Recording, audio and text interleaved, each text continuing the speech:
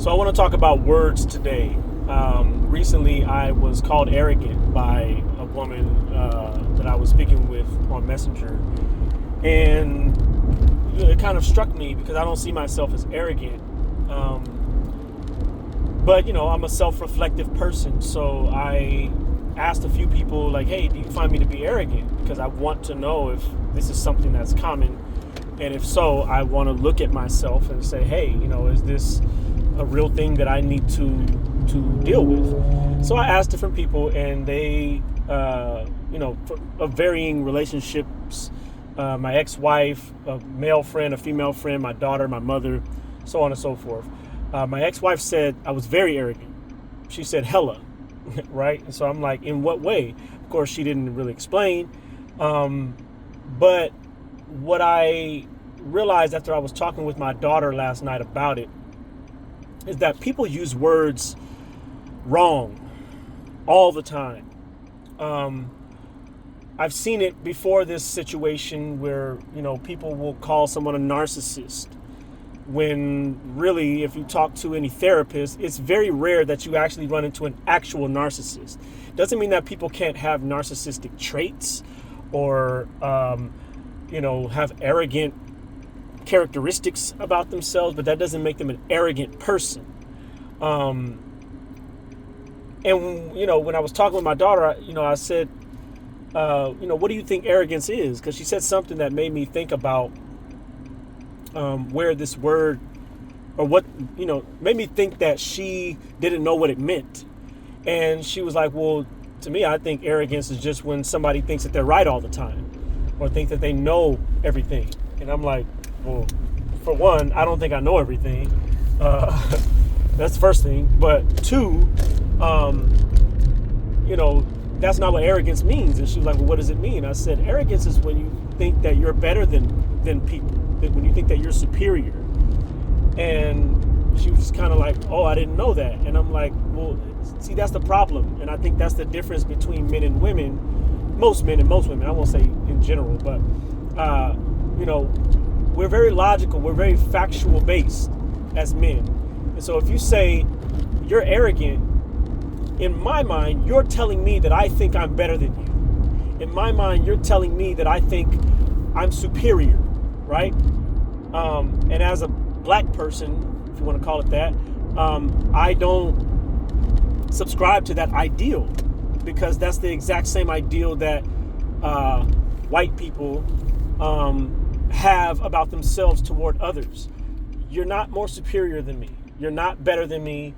And I'm not better than you. We're all human beings. And my default in life is to be a person that is always attempting to improve and be a better human being every single day. So for me, it's not about wanting to be or feeling like I'm better than anyone or feeling like I'm superior to anyone. It's really just about, how can I be better today than I was yesterday?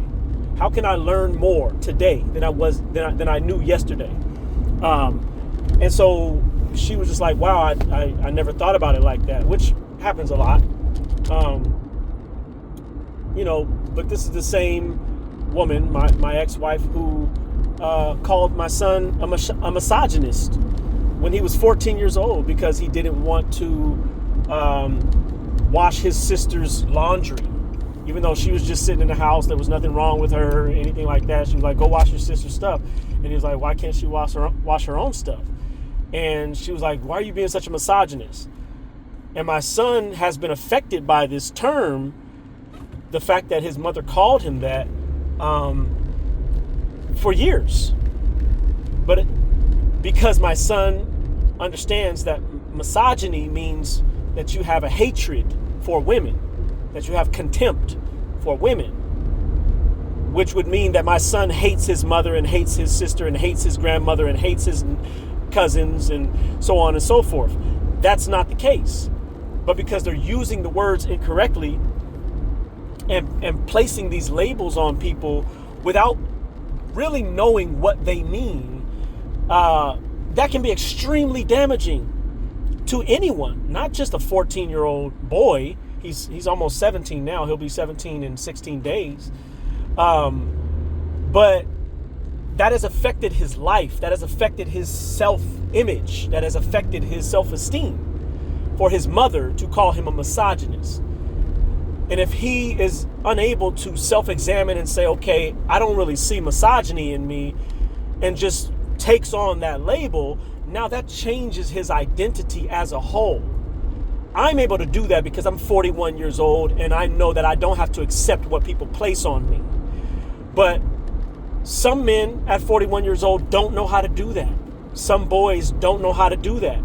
So I think we have to be extremely, extremely careful how we utilize words when we're talking to people.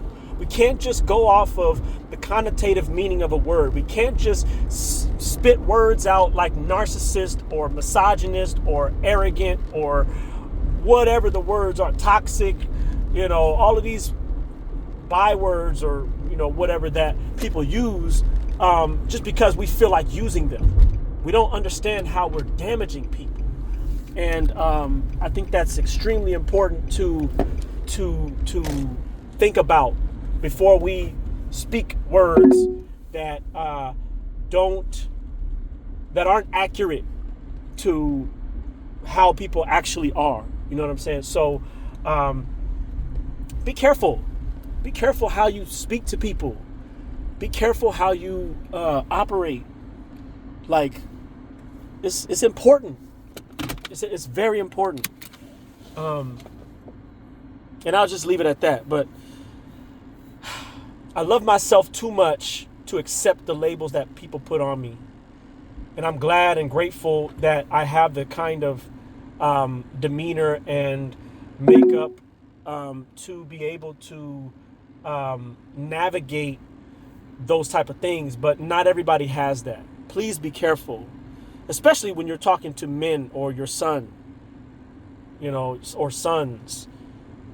Because we're going to take everything at face value. It's not as easy to just take something that a woman specifically who cares about you, when they say something like that to you, it's not easy to let go of.